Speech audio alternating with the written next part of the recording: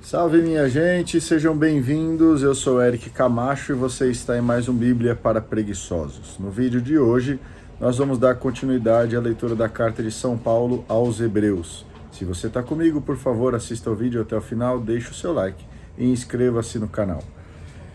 Primeiro item, um sumo sacerdote novo. Capítulo 7, a figura de Melquisedeque. Melquisedeque era rei de Salém e sacerdote do Deus Altíssimo. Ele foi ao encontro de Abraão quando este voltava vitorioso da batalha contra os reis. Ele abençoou Abraão e Abraão lhe deu a 10ª parte de tudo. Traduzido, o nome Melquisedeque significa rei da justiça. Além disso, ele é rei de Salém, isto é, rei de paz. Sem pai, sem mãe, sem genealogia, sem começo nem fim de vida como filho de Deus, Melquisedeque permanece sacerdote para sempre. Vejam como Melquisedeque era grande. Abraão, o patriarca, lhe deu a 10ª parte daquilo que havia de melhor nos despojos. Segundo a lei de Moisés, os descendentes de Levi, que se tornam sacerdotes, devem cobrar o dízimo do povo, isto é, dos seus irmãos, embora estes também sejam descendentes de Abraão. Melquisedeque, porém, que não era descendente de Levi, cobrou de Abraão a 10ª parte e abençoou aquele que havia recebido as promessas de Deus. Ora, sem dúvida, quem é abençoado é inferior àquele que o abençoa. Além disso, os filhos de Levi que cobram o dízimo são homens que morrem. Lá, porém, o dízimo foi cobrado por uma pessoa da qual se declara que está viva. Por outro lado, podemos dizer que o próprio Levi, que recebe o dízimo, também entregou a sua 10ª parte na pessoa de Abraão. De fato, Levi ainda se encontrava no corpo do seu antepassado quando aconteceu o encontro com Melquisedeque. Jesus, sacerdote à maneira de Melquisedeque. A perfeição não chegou com os sacerdotes filhos de Levi, embora se baseasse neles a lei dada ao povo judaico. Caso contrário, que necessidade havia de se apresentar outro sacerdote? E por que se diz que ele seria sacerdote segundo a ordem do sacerdócio de Melquisedeque, em vez de dizer segundo a ordem do sacerdócio de Arão? Portanto, existe mudança de sacerdócio e isso supõe que também haja mudança de lei. Ora, a pessoa da qual se dizem essas coisas é de uma tribo diferente, da qual nenhum membro jamais esteve a serviço do altar. De fato, sabe-se que nosso Senhor é descendente da tribo de Judá, da qual Moisés não diz nada ao falar de sacerdotes.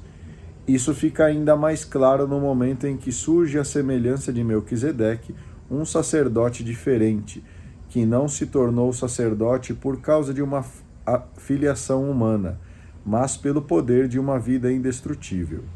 De fato, a Escritura testemunha sobre ele: você é sacerdote para sempre, segundo a ordem do sacerdócio de Melquisedeque. Assim, fica abolida a lei anterior, por ser fraca e inútil. De fato, a lei não levou nada à perfeição. Por outro lado, introduziu-se uma esperança melhor, graças à qual nos aproximamos de Deus. Além do mais, isso não aconteceu sem juramento. Os outros se tornavam sacerdotes sem juramento. Jesus, porém, recebeu um juramento de Deus, que lhe disse: o Senhor jurou e não voltará atrás. Você é sacerdote para sempre. Por essa razão, Jesus se tornou a garantia de uma aliança melhor. Ainda mais, os filhos de Levi se tornaram sacerdotes em grande número, porque a morte os impedia de permanecer no cargo. Jesus, porém, não deixará de ser sacerdote, porque permanece vivo para sempre. Por essa razão, Jesus é capaz de salvar definitivamente aqueles que se dirigem a Deus por meio dele. De fato, Jesus está sempre vivo para interceder em favor deles. Jesus é o mediador perfeito. Por isso, Jesus é o sumo sacerdote de quem tínhamos necessidade, santo, inocente, sem mancha, diferente dos pecadores e elevado acima dos céus. Ele não precisa, como precisam os outros sumos sacerdotes, oferecer diariamente sacrifícios, antes pelos próprios pecados e depois pelos pecados do povo, porque ele, oferecendo-se a si mesmo, fez isso uma vez por todas. A lei constitui como sumos sacerdotes homens sujeitos à fraqueza humana, mas a palavra do juramento, que veio depois da lei, constitui o Filho, que é perfeito para sempre. Segundo item, um sacerdócio novo. Capítulo 8, o verdadeiro santuário. O ponto central de nossas explicações é este. Nós temos um sumo sacerdote tão grande que se assentou à direita do trono da majestade de Deus no céu. Ele é ministro do santuário e da verdadeira tenda, que foi construída pelo Senhor e não por um homem. De fato, todo sumo sacerdote é constituído para oferecer dons e sacrifícios. Daí ser necessário que também ele tenha alguma coisa para oferecer. Se Jesus estivesse na terra, ele nem sequer seria sacerdote, pois já existem aqueles que oferecem dons segundo a lei. Estes, porém, realizam um serviço que é imitação e sombra das realidades celestes, conforme aquilo que Deus disse a Moisés quando este ia construir a tenda. Procure fazer tudo de acordo com o modelo que foi mostrado a você sobre a montanha. A nova aliança. Jesus, porém, foi encarregado para um serviço sacerdotal superior, pois é mediador de uma aliança melhor, que promete melhores benefícios. De fato, se a primeira aliança não tivesse defeito, nem haveria lugar para a segunda aliança.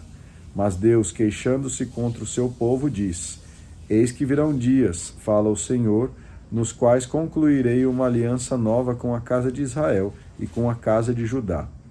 Não será como a aliança que fiz com seus antepassados, no dia em que os tomei pela mão para fazê-los sair da terra do Egito.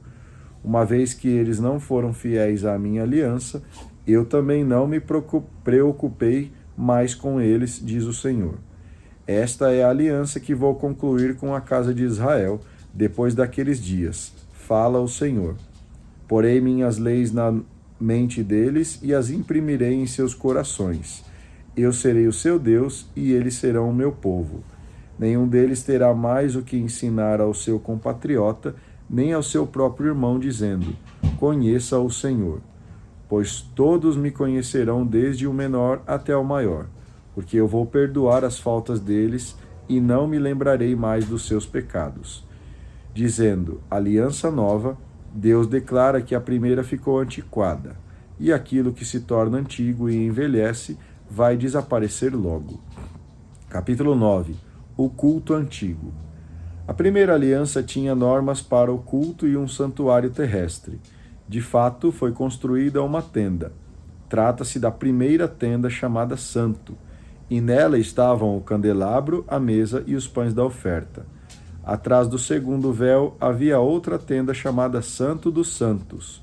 Estavam aí o altar de ouro para o incenso e a arca da aliança toda recoberta de ouro, na qual se encontrava uma urna de ouro que continha o maná, o bastão de Arão, que tinha brotado, e as tábuas da aliança. Sobre a arca estavam os querubins da glória, que com sua sombra cobriam o lugar do perdão. Agora, porém, não é o momento de nos perdermos em pormenores. Estando tudo isso assim disposto, os sacerdotes a todo momento entram na primeira tenda para celebrar o culto.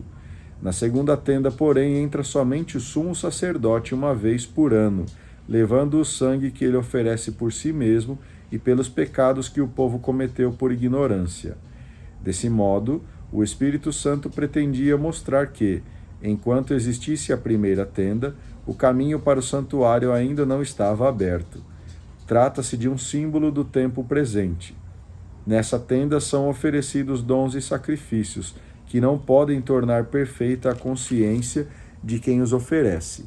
Esses alimentos, bebidas e diferentes tipos de purificação com água são apenas prescrições humanas, válidas até o tempo em que seriam corrigidas. O culto novo e definitivo. Cristo, porém, veio como sacerdote dos bens futuros. Ele atravessou uma tenda muito maior e mais perfeita, não construída por mãos humanas, isto é, ele atravessou uma tenda que não pertence a esta criação. Ele entrou uma vez por todas no santuário, e não com sangue de bodes e novilhos, mas com seu próprio sangue, depois de conseguir para nós uma libertação definitiva. Sangue de bodes e de touros e cinzas de novilha espalhadas sobre pessoas impuras as santificam, concedendo-lhes uma pureza externa. Muito mais o sangue de Cristo que, com o Espírito eterno, se ofereceu a Deus como vítima sem mancha. Ele purificará das obras da morte a nossa consciência, para que possamos servir ao Deus vivo. O sangue da nova aliança. Desse modo, ele é o mediador de uma nova aliança. Morrendo, nos livrou das faltas cometidas durante a primeira aliança, para que os chamados recebam a herança definitiva que foi prometida. Onde existe testamento, é preciso que seja constatada a morte de quem fez o testamento, pois um testamento só tem valor depois da morte, e não tem efeito nenhum enquanto ainda vive aquele que fez o testamento. É por isso que nem mesmo a primeira aliança foi inaugurada sem sangue. Quando anunciou a todo o povo cada um dos mandamentos da lei, Moisés pegou o sangue de novilhos e bodes junto com água, lã vermelha e hisopo. Em seguida, borrifou primeiro o próprio livro e todo o povo, e disse: Este é o sangue da aliança que Deus faz com vocês. Do mesmo modo, borrifou com sangue também a tenda e todos os objetos que serviam para fazer o culto. E, segundo a lei, quase todas as coisas são purificadas com sangue, e sem derramamento de sangue não existe perdão.